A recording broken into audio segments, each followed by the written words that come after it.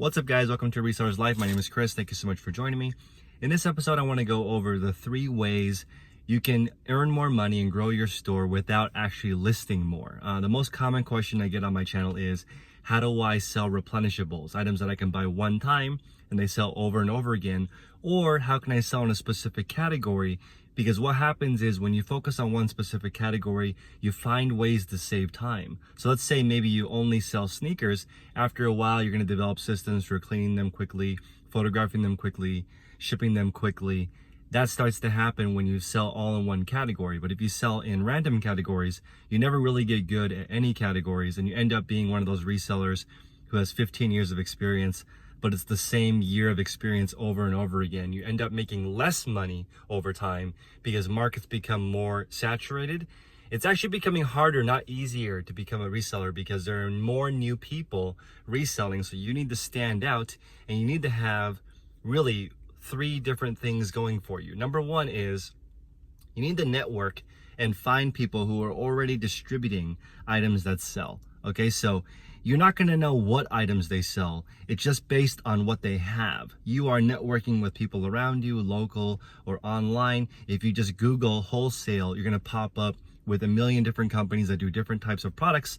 You're going to have to slowly narrow it down just like everybody else. No one's going to tell you what's selling well for them, because then that's like giving somebody your social security number and your bank account. You don't want to tell people exactly what you're paying and what you're actually selling, because it took you months, maybe years to come up with that yourself. You're not just going to give that away. So the first one is just networking with suppliers.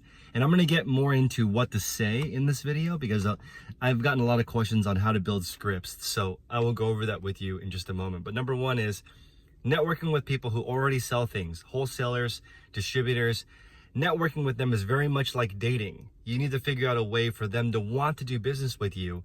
And everybody wants to do business with people who have really good items. They don't need you. You need to figure out a way to make them want to do business with you, because no one has trouble selling items that sell really fast. You have to give them a reason to work with you. The second way is you research a specific market. So let's say you're like me, and one of the brands you like is Merrell. I started looking around for wholesale places that would sell me specifically Merrell. And after experimenting with a ton of different types of Merrell, I found out for me, the Merrells that sell the best are hiking boots. So I'm really focused on just looking for that specific thing. It's kind of like a replenishable because I already know what keywords do really well in the Merrell category for shoes, hiking shoes specifically, outdoor, waterproof. I'm looking for keywords that can make my listing better than the competition. So I consider this sort of private label. If I were going to make my own boot, I would know what kind of features people were looking for just based on selling this specific shoe. So 1 is you look for distributors and you sell whatever they have. 2, you look for specific products and where it's sold, and you keep asking people, hey, where did you get your Merrells? Can I get in on the wholesale contract with you? Figure out a way to do business with them so that you can get that specific item. So 1 is networking, sell what they have. The other one is you find out what you want to sell and find out who sells it. Number 3 is make it yourself. This is the hardest and the most expensive. It can easily cost 20 to 100 grand to get your own product all the way to market. And a lot of people run out of money before they even get there. I shared that story with Sarah Blakely, how it cost between 5 and 10 grand to get a patent for her hosiery, but she ended up doing most of the work herself and just paying a lawyer $750 to write the legal jargon after she did all the research by herself at a law library. Very cool. I'm going to give you guys her number 1 step, which makes sense to me, and I actually copied what she did, and it should work for you too. Write down 15 items that you use or that you want to sell. The reason why she says that you use yourself or that you like is because she thinks that, actually this is proven, the longer you are doing something, the better you are at it. That's why they say follow your passion, which I actually think is usually stupid advice, because your passion for a lot of people is something that's really easy that earns a lot of money. It's not like a specific thing that they're really into. The people who are already into something, like they're really into guitars, they love vintage guitars, they collect them. Those people are already good at reselling in general, because as a collector, you have to make your money go far. You're always looking for deals. You sort of know the market of things. It's really, really important to be passionate. But if you write down 15 things that you want to sell, and then, this is the most important part of Sarah's advice, write down how you determine if it's worth it or not. Let's say guitars is an example. You like guitars, you write down, okay, I went to eBay, I typed typed into the search bar, guitar, found out that there's X amount of results. I started narrowing it down, looking for what it sells for. I started using Terapeak. I went on the Google. I started looking at what sites sell guitars. Why are companies like Guitar Center selling stuff at X amount of money? Write down the way that you do it and then repeat that process 15 times, and you're gonna run into hacks and time-saving ways to look for different inventory. The process is much easier once you have some experience doing it, and there's not really a guide to doing this because every single market is different. Figuring out how to source scarves is totally different than figuring out how to search microphones. Everything is different, so there's not going to be a one-size-fits-all. Just write down how you do it and keep practicing. The next question is, what suppliers should I call? Major retailers? Should I call local suppliers? Should I go to bulk.com or liquidation.com? Should I start buying bulk on AuctionZip? Should I start going to estate sales? Should I buy stuff online arbitrage only? And the answer really is in the question, which is it depends on what it is that you're trying to source.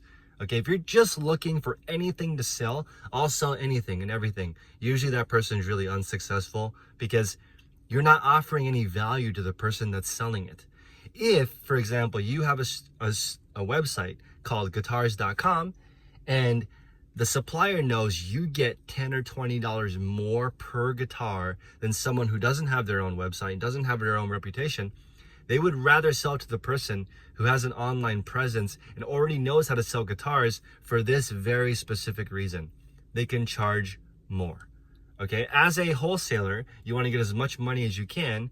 So if I was a wholesaler, I wouldn't want to sell to any online dealers because online sellers are usually only interested in themselves. They have no skin in the game. They don't have a brick and mortar store. They're just doing it out of their garage from their kitchen table.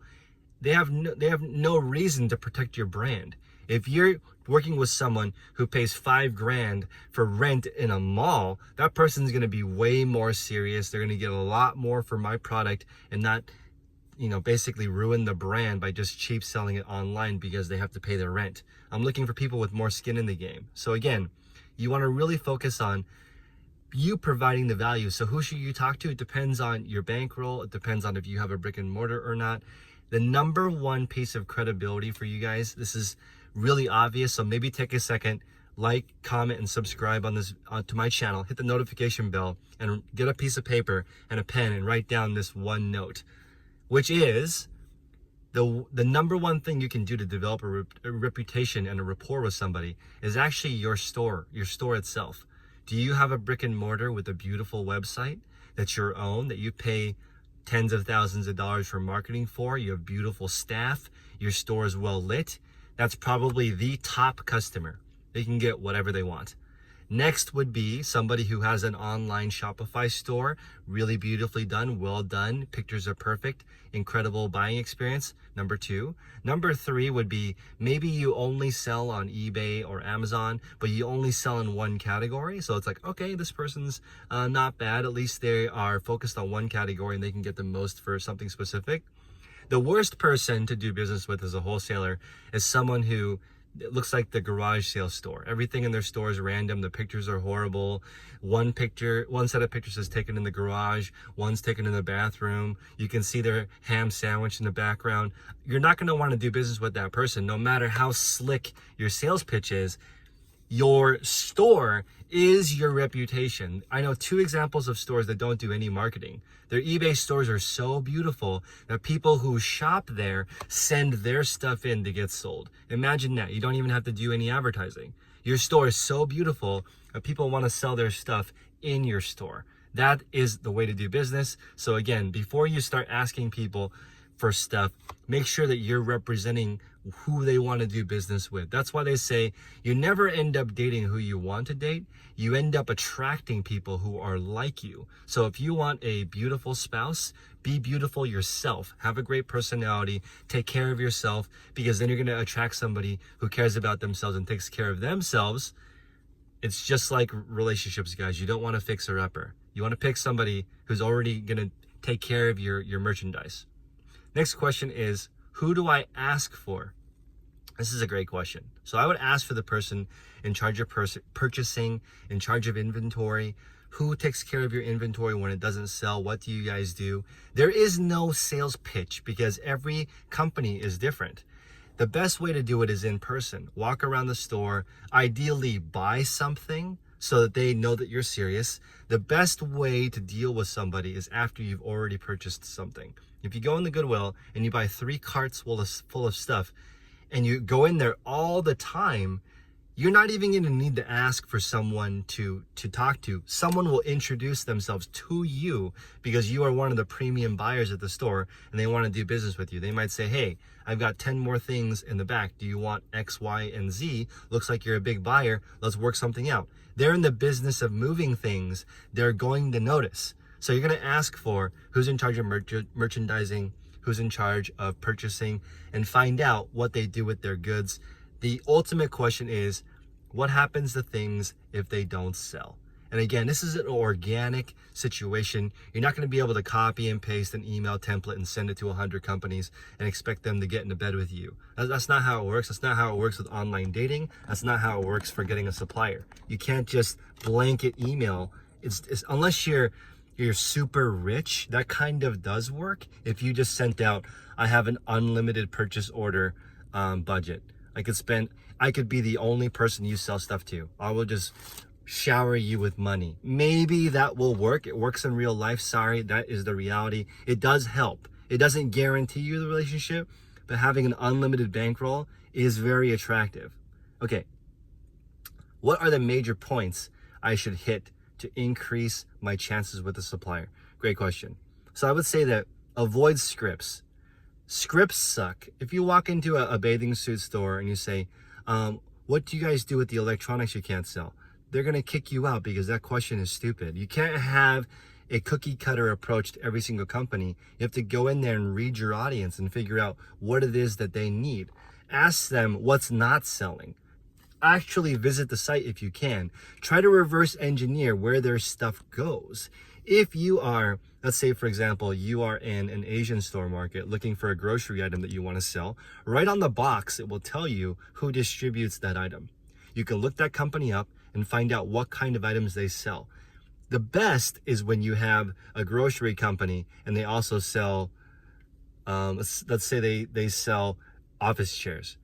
That would be odd. It would be unusual for a store it's unusual for a distributor that sells grocery to be really good at selling office chairs. But maybe they have a plug on a supplier somewhere. That's an opportunity for you to get in, and it takes some time to figure that out. It's like you're not going to figure out what makes somebody tick on your first date. It takes a while. So don't be so eager to get married when you don't even know if you want the supplier. It's possible you don't want to do business with the supplier either. Okay, there's ups and downs, and it's a two-way street. Okay, here's the final question. What if I don't have a resale certificate? What are ways to overcome this? Well, here's the thing. Do you want to meet the supplier by the river with a bag of money? Or are you actually trying to develop a real business relationship? A resale license is usually free, depending on what state you are in. In California, it's free. You just have to apply. And it takes under an hour to do the whole process. If you're not even willing to do that, that's like asking someone to go straight into the bedroom but not being willing to buy them a cup of coffee. That's like your pitch is, let's go straight to the bedroom, but I'm not even willing to buy you a cup of coffee. That pitch is horrible. At least do the bare minimum of a coffee and a pastry, which is like, hey, I looked up your website online. Looks like you guys sell this. What's not selling for you? My name is Chris. I have an online store. Here's a link to my store. I would love to buy your overstock or your wholesale. And again, every single sales book you can get your hand on, start reading it. Resale, if you want to get to the point where you don't have to list anymore, you need leverage. The biggest leverage is people. So if you can find somebody who has inventory that's underutilized and you are the answer to their problems, that is sales. You need to sell yourself. You need to be the way that they execute getting rid of that inventory. And again, people who have really good stuff, like let's say for example, Walmart. Walmart is where a lot of companies want to sell their products. They get more than 1,000 inquiries a day of people saying, I will give you my amazing product and make a small margin on it if you just put it inside Walmart, right? You want to attract business to you. And if you're doing a really good job and you treat yourself with really high standards, sometimes supply will come to you. I know for a fact that if my eBay store was better, I would have way more suppliers calling me. That's just how it goes. The better you can present yourself, the better your presentation is, the better your actual store is, people will start knocking on your door to give you supply. If you want to run a consignment shop, which is the way to grow your store without any capital, that means other people are giving you stuff to sell. Then you just need to hold yourself to a super high standard. I myself am struggling with this because I can't even handle the amount of inventory that's coming to me from people who are trying to consign with me. So again, this is not just like a one-hit wonder overnight success type of deal. You're looking for long-term relationships. Remember, just one relationship where the person is supplying you with consistent goods can basically give you a life of abundance. Just one supplier. So if you put the work in, make sure that you're in it for the long run and not just looking for a hit and run, right? Get someone just looking for a one-night stand. Those people never last in this industry. There's a reason why resale is built on relationships, and you can see the people who do really well are usually not super young. They're people who've been doing this for 20 or 30 years. These relationships are very mature, and they're not giving them up just to the new person coming in. So again, take your time, figure out what people need. There is no script, okay? They'll teach you in sales. Any good organization will tell you that scripts don't work. You have to figure out what the client wants and deliver that. Okay, rant over. Everybody like, comment, and subscribe. Take care.